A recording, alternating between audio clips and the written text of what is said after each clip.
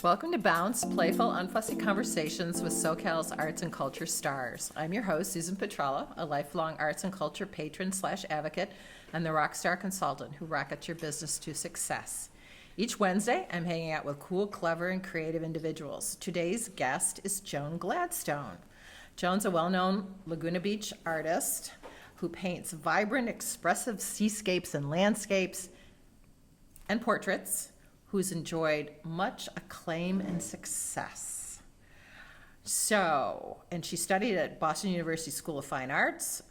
She's painted for over 25 years, but she, like land, she kind of made a little bit of a segue before she kind of came back to painting. So, welcome, Joan. Thank you. Happy to be here.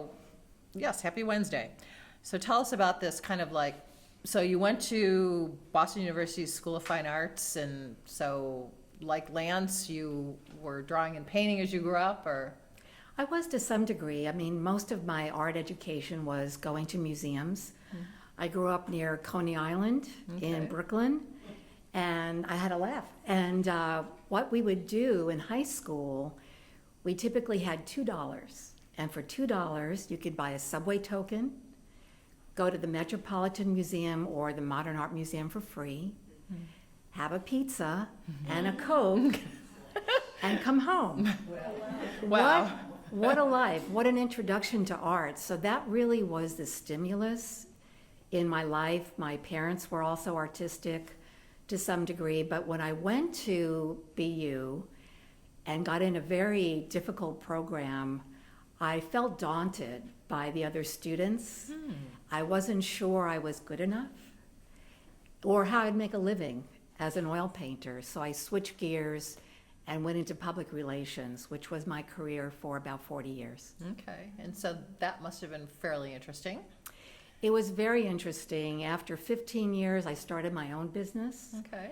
And we did something that maybe people know of. It's crisis communications, where you work with CEOs and attorneys, and there's some problem brewing, either a product recall, somebody did something that will go public at some point. So I'd be hired, my firm, excuse me, to be able to manage the media, the community relations, the customer engagement, the employee relations around something that needed to go public in many cases. So that was a very serious endeavor, and I took it stressful, very. I would imagine. It was to a degree. The clients were stressed, and I was more of a therapist sometimes than a PR person. So I just felt a sense of responsibility to do the very best job I could, to give them the best advice that I could. But after about 20 years of doing that and not having any free time, and my husband retiring before me, I was, okay, how much longer do I not have a life? And that's So you didn't do any painting during that time then? I did, actually. He was the catalyst for that. I started taking classes through the city of Laguna Beach. And there was a wonderful teacher, Michael Hallinan, who exhibited at the Sawdust. Joyful, excellent teacher, loved beginners, and helped me transition back into painting. So I took his class every spring and fall for 7 years. But he had a rule. Once you sold a painting, you're kicked out. You graduated, right? I graduated, so I sold a painting. Michael, I'm so excited. I sold a painting. Goodbye, Joan. Goodbye, Joan. You're on your way. And how did you end up from Brooklyn, from the East Coast to the West Coast in Laguna Beach? My first husband. Okay. He didn't know he was going to be my first husband, but that's what happened.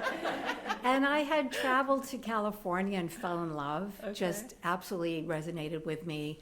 Having growing up by a beach near Coney Island, the beach was a very important part of my whole upbringing. So I knew one day, if I was fortunate enough, I'd be by a beach again, and that was Laguna Beach. And not have to worry about snow, right?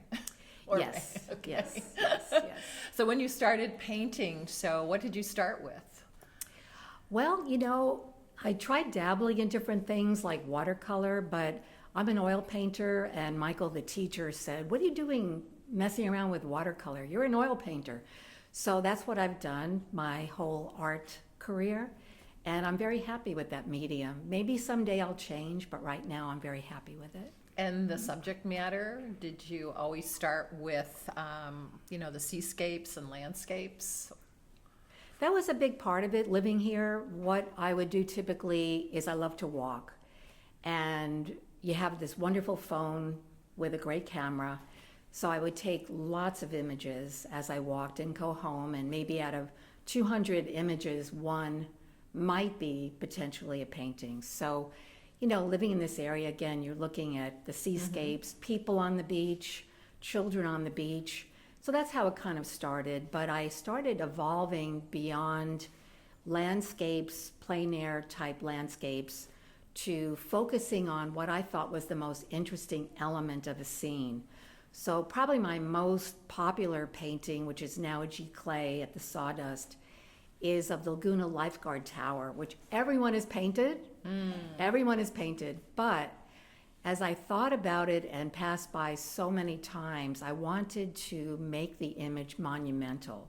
So there's very little sky, very little beach, very little boardwalk. It's really a study in blue and being able to get the shadows in that structure that took a lot of time, but I did that. And that's kind of what I do now, is look at a scene and focus in on what seems to be the most interesting detail. Okay. And then what is the process from there? So the photograph, out of 200, you've chosen one, you've kind of keyed into a detail you want to work with, and then what happens after that? Stress. So I think I have a good image. I do a lot of thought regarding composition, which I'm still studying. I'll probably study for the rest of my life. Do you draw different compositions? No, I use the image and I crop it. And I look at it in many different ways to try to find that eureka moment. I think I have the right orientation, square, rectangular, whatever it may be. But what again is resonating with me, what will I spend weeks or months wanting to paint? So the composition happens next, and after that, the color. So as we talked a little bit earlier, sometimes, and some people may do this, I'll actually print out the image in black and white. And it's a wonderful way of not getting too locked in to the realistic colors that you see in the image, but the values, what's light, what's dark. And I did a series of bunny rabbits that little kids just love, and they're all over the place in terms of gold and pink and blue and white. And I don't think I would have been able to do that if I hadn't changed my mindset from the reality to what I wanted to experiment with. And there's colors that you love, because your work has also been described as colorful, beautiful, and happy. Yes. That's what people tell me at the Sawdust. That's not really what was in my mindset when I set out to paint. Yeah. But I had this thought last night when I was getting ready for today, that possibly because I spent 20 years doing very serious crisis communications work, my life now is so much more joyful, and I have so much more time to pursue art, that's probably why I'm doing things that are whimsical, happier colors, fun subject matters. And I know I'm onto something when I look at the canvas in process and I laugh. Okay. And I think, okay, I'm enjoying what's starting to happen on the canvas, and it's making me laugh. So that's always a good test. It's kind of like when you try on clothes in a store. If you start frowning, going, get this off of me, you know it's the wrong outfit to wear. Well, and I would, to crisis communications, to me, it's like the colors that come up are like black and gray and dark blue or whatever, because it's crisis and it's somewhat negative. You're trying to like put a positive spin on negative, and so now you made this 360. Yeah. Good point. Absolutely. And she's wearing a really great pink, too, sweater. So what are you working on right now? Well, I've kind of transitioned, not that it's permanent by any means, because who knows where we're going to wind up, but the beach orientation to something that struck me when my husband and I were on a trip last October. It was a mistake. We were supposed to do one trip, we ended up doing another trip, but sometimes the best inspiration comes from things that you don't anticipate. We did the Route 66 trip Oh, how interesting. from St. Louis to Laguna, which is probably more than 1,000 miles, I don't quite remember. And as we're driving, stopping, if anyone's done this, you probably know, over the years, so much of the iconic cafes and motels and restaurants have been either fading away or completely gone. And as we traveled along the road, which we had done about 15 years ago, it made me very sad to see how much of this very important part of American history, Iconic kind of yes, images was and disappearing. architecture. Right. So you have to be motivated to get off I-40 and find these hidden treasures. And we're driving through Oklahoma, and there's nothing to see. If you saw a truck with a hay bale, it was exciting. So we're driving through Oklahoma, and I had this moment. I thought, maybe I can use my color sense and my imagery of what we're seeing along this trip and essentially use art to restore Route 66. So I've done 6.5 paintings so far, and they are all of the iconic signs. Some don't exist. They were from images from 15 years ago, and they don't even exist anymore.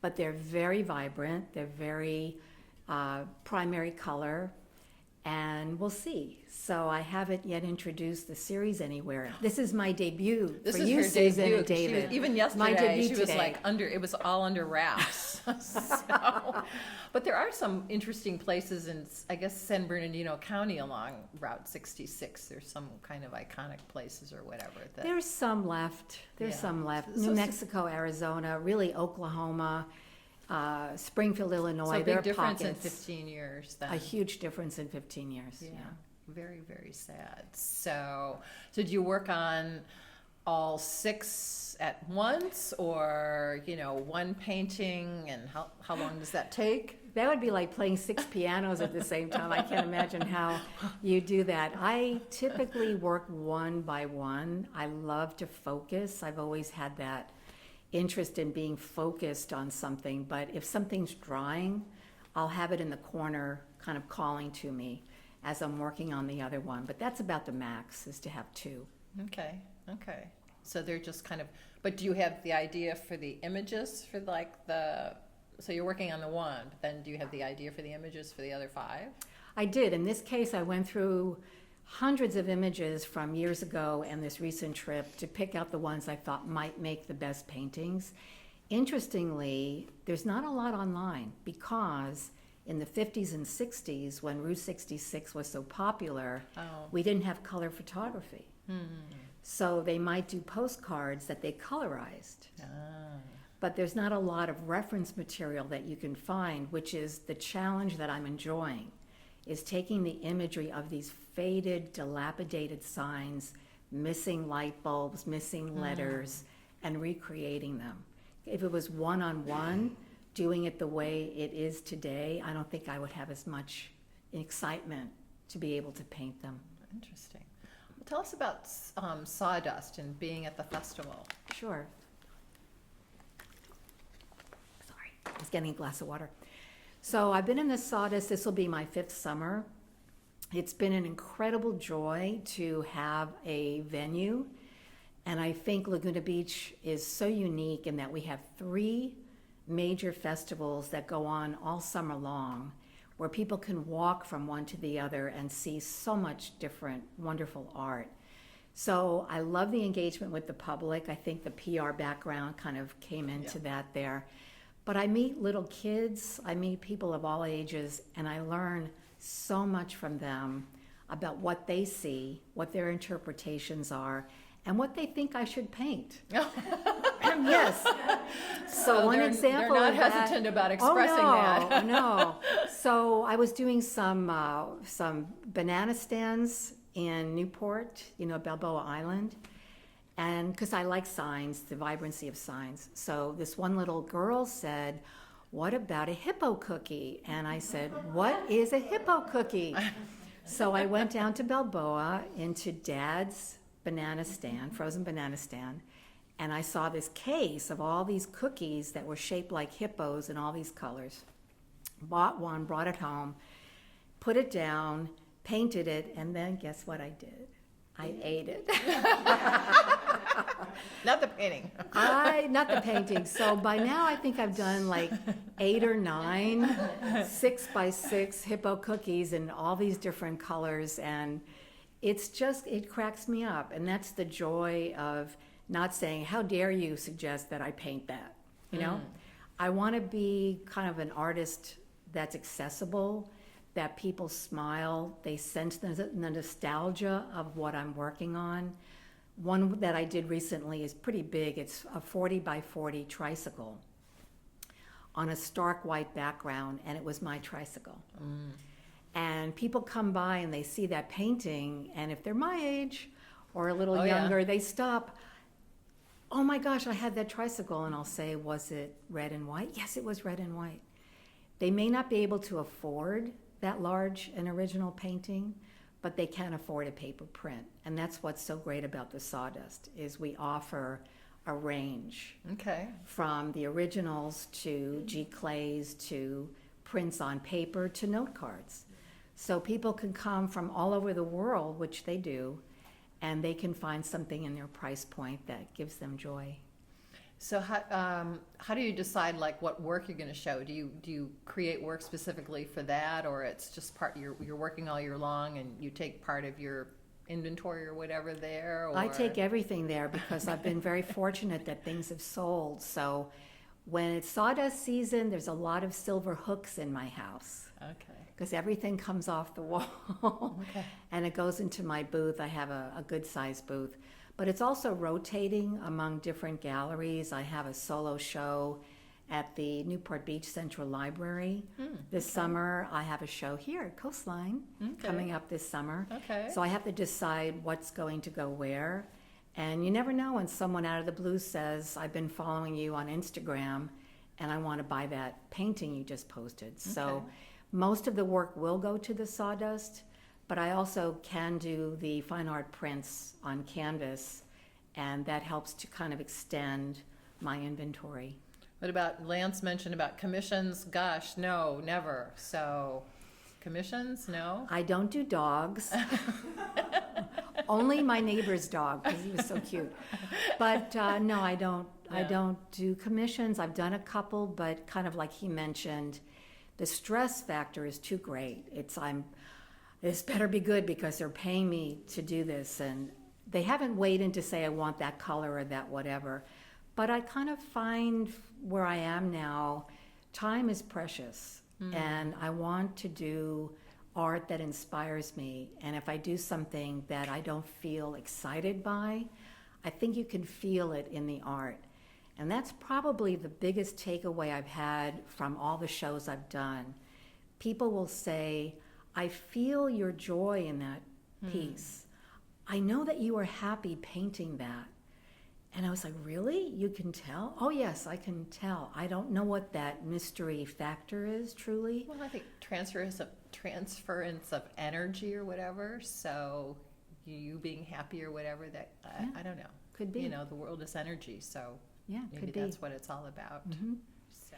The other thing, which was really unexpected because I never saw myself being a museum docent, but became one at Laguna Art Museum last year, being able to have a place to share art with people and talk about their impressions when I'm solitary, as most artists are, when we're at the easel for how many hours a day, and then being able to go to a place that's vibrant and active has been a phenomenal compliment to being an artist. And then also being able to learn about the incoming exhibitions, see art that I might not have gone to see on my own, has been a wonderful thing. So I think as a close, maybe those of us listening who are artists, think about some way of joining a museum and doing that very same experience so that we can constantly be learning about new and older art forms.